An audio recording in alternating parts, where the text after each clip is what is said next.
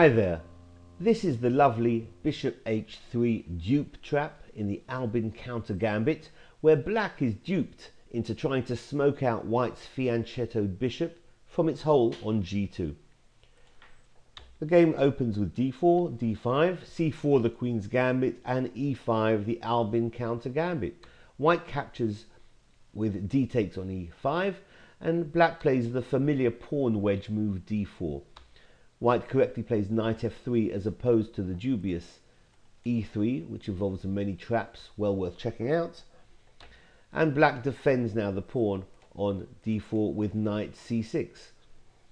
White goes for the fianchetto line very sensibly with g3. Black develops the bishop to g4, and after bishop g2, queen d7 not only supports the bishop on g4, but signals intentions for long castling. So white castles short, black castles long, and after queen b3, which is a line played by the great Victor Korchnoi, white here is firmly in control in this line. Black perhaps should play knight ge7, but I think any move will leave white in the ascendancy. But very often, as the database shows, black is tempted into playing this very poor move now, bishop h3, the thematic idea of exchanging the bishop with that bishop on g2. Here white is actually winning after employing the theme of interference by pushing the e-pawn to e6. Pawn to e6 now hits the queen, and black now is losing. If we see a move like pawn takes pawn, well, obviously the queen now is no longer defending the bishop on h3, and white will capture.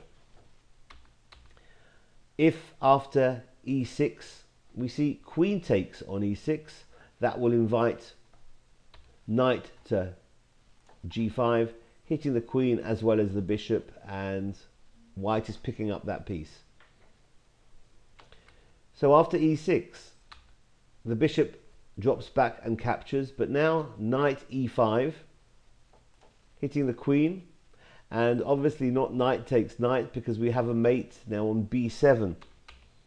So after the knight hits the queen on e5, the queen to d6, but now knight takes on c6, pawn takes on c6, b takes c6, queen a4, and everything here is falling.